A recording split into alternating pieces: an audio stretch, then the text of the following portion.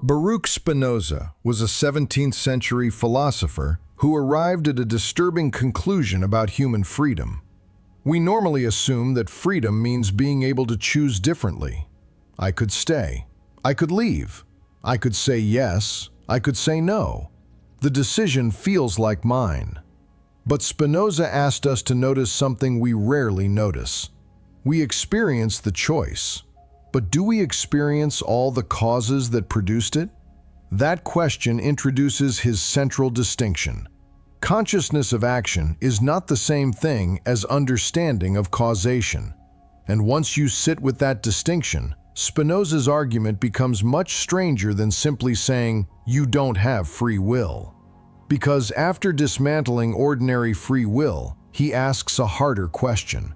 What could freedom mean if everything has a cause? If we are not free in the way we normally imagine, where could freedom possibly come from? Spinoza was born in Amsterdam in 1632 into the city's Portuguese Jewish community and became one of the most radical philosophers of the 17th century. But the biography is not the point. His thinking challenged conventional ideas about God, religion, nature, and human beings. Spinoza refused to place humanity outside the natural order, where many philosophical traditions treated human beings as somehow exceptional, capable of standing apart from nature and directing themselves freely. Spinoza insisted that human beings were part of nature. That seemingly simple proposition would transform the question of freedom. To understand why, we first have to understand what Spinoza meant by nature. Spinoza's God is not a conventional personal creator standing outside the universe. His famous formulation is Deus, Sive, Natura, God or nature. There is one infinite reality, not a world created from outside by a separate being. Everything that exists belongs to this order. Human beings are not exceptions to it. Our bodies, our minds, our desires, our thoughts, all belong to nature. This is where the idea that there is no outside becomes useful. There is nowhere outside nature from which a human being can step beyond causation and become an absolutely independent cause. Spinoza's metaphysics lays the groundwork for his rejection of conventional free will. But this has another consequence. If there is no outside from which a person can step beyond the causal order, there is also no outside from which nature itself is being directed towards some human-like purpose. For Spinoza, nature is not working towards a goal that exists beyond it. It does not lack something that it is trying to achieve. It simply follows from what it is. And this is where his rejection of human purpose becomes important. Nature does not act according to a human-like plan. Human beings naturally look for purposes. Why did this happen? What was it meant to teach us? What was it supposed to become? Spinoza rejected the idea that nature operates according to final purposes in the human sense. Things do not happen because nature has decided they ought to happen. They follow from causes. This matters because it removes another familiar foundation for freedom. If nature is not a stage designed around human purposes, then freedom cannot simply mean choosing which predetermined purpose to fulfill. Spinoza's universe is not organized around what we want it to mean. It unfolds according to necessity. Everything follows from what came before and from the nature of the whole. This is one of the most radical aspects of his philosophy. Necessity replaces purpose as the fundamental explanatory principle. And human beings, Spinoza insists, do not receive an exemption. So why then do we feel free? Spinoza argues that we often mistake awareness of our desires and actions for knowledge of their causes. We know, I want this. We know, I chose that. But we may not know what produced the desire. Our history, our circumstances, our encounters with other people, our bodily condition, the ideas we have absorbed. and countless causes acting upon us that never rise into conscious awareness. This does not mean every decision has one simple hidden cause tucked just out of sight. Spinoza's point is broader. We experience ourselves from the inside, while the causal network that determines us extends far beyond what consciousness immediately reveals. We know that we are acting. We do not necessarily know why we are acting. And for Spinoza, this gap between acting and understanding why is not confined to deliberate choices. It runs through everything we undergo, including what we feel. An emotion, on his account, is simply another event within nature, arising from causes we may not adequately understand. And this is where Spinoza's argument becomes psychologically unsettling, because the consequences are not confined to isolated choices. They reach into our emotional lives. In Part 4 of the Ethics, titled Of Human Bondage, or The Powers of the Affects, Spinoza turns to emotional life directly. He does not treat emotions as irrational interruptions to an otherwise rational person. He treats them as part of nature. Love, fear, envy, hatred, hope, desire, anger. They follow from causes, just as everything else does. The question for Spinoza is not whether we have emotions. The question is whether we are active in relation to them or passive under their power. This introduces a distinction that runs through the rest of his philosophy. A passion is something that happens in us for which we are not the adequate cause, something we undergo, something we are acted upon by. An action, by contrast, is something that follows from our own nature in a way that makes us an adequate cause of it, something we genuinely do.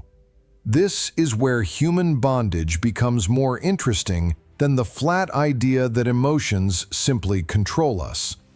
Spinoza's concern is that our passions can place us under the power of things outside ourselves. We pursue what we imagine will bring joy. We flee what we imagine will bring pain. Our hopes and fears fluctuate according to circumstances we don't fully see. And so, a person may sincerely know what would be better and still find themselves drawn towards something else entirely. That is Spinoza's bondage. Not the absence of choice in some simple sense, but the experience of being moved by causes whose power we do not adequately understand. But if our understanding is this limited, what could possibly change our position? This is where Spinoza's philosophy takes its unexpected turn. Spinoza does not solve the problem of freedom by denying causation. He does something much stranger. He changes what freedom means. Central to this move is his distinction between inadequate and adequate ideas. An inadequate idea is a partial, confused understanding arising from our limited encounters with things, a fragment, a surface impression. An adequate idea, by contrast, grasps things through their causes and connections, allowing us to understand how and why they are what they are. If an affect is understood through its causes, we are no longer relating to it only through a partial and confused perception. The more adequately we understand an affect, the less purely passive we are in relation to it. This does not mean the emotion simply disappears, nor does it mean we become perfectly rational beings floating free of feeling. It means that understanding changes our relationship to what is happening to us. The movement Spinoza describes runs from confusion towards understanding, from passion towards greater activity, from being acted upon towards becoming a more adequate cause of our own states. And so, freedom, on this account, does not mean escaping the causal order. It means becoming more active within it. This is the conceptual heart of the whole argument. It would be too strong to say that understanding an emotion makes it stop being a passion. Spinoza's claim is more modest and more careful than that. Understanding can increase our activity in relation to an affect. Freedom, for finite human beings, is a matter of degree, not an absolute independence from nature. But at this point, another question naturally arises. If everything, including our own understanding, follows from prior causes, then doesn't becoming freer become an illusion too? Wouldn't our attempt to understand simply be another link in a chain that we never chose? This is where Spinoza's argument takes another unexpected turn. The distinction matters enormously, and it is easy to blur. Fatalism says, nothing we do can make a difference. Spinozist determinism does not require that conclusion at all. Our thinking, our understanding, our reasoning are part of the causal order. If understanding a cause changes what follows from us, then understanding matters precisely because it is one of the causes operating within nature. Here is the reversal at the center of Spinoza's thought. The fact that our understanding has a cause does not make understanding meaningless. It makes understanding causally powerful. Spinoza does not say nothing can change. He says nothing happens outside the order of causes. And our effort to understand is itself something that happens within that order. Which brings us, finally, to the question the whole argument has been moving towards. We began with the conventional picture of free will, the idea that I could have done otherwise, in some absolute sense, all else being equal. Spinoza rejects this as an adequate account of freedom. Then the argument unfolded. There is no outside to nature. Everything follows from causes. Human beings are part of this order, not exceptions to it. Consciousness does not automatically reveal those causes to us. Passions can leave us passive in relation to what moves us, and understanding can make us more active. Freedom, then, is not independence from necessity. It is a greater capacity to act from an understanding of our own nature and the causes that determine us. This is why Spinoza can reject free will in the ordinary sense, while still building, patiently, a genuine philosophy of freedom. We do not become free by escaping necessity. We become freer by understanding it. But Spinoza's philosophy does not end with freedom. It leads to another question. If we are part of nature, shaped by causes we do not fully understand, why do we strive so fiercely to continue as ourselves? Why do we resist change? Why do we cling to what we know, even when what we know no longer serves us? And why, despite everything that acts upon us, do we still possess this extraordinary drive to persist? Spinoza had a name for it: Conatus, the striving of each thing to persevere in its own being. It is one of the most intriguing ideas in the ethics, because perhaps the question of freedom cannot be fully understood until we understand the force that keeps us moving in the first place. What are we actually striving towards? And what happens when the life we are trying so hard to preserve is a life we have never consciously chosen? That is where the next part of Spinoza's philosophy begins.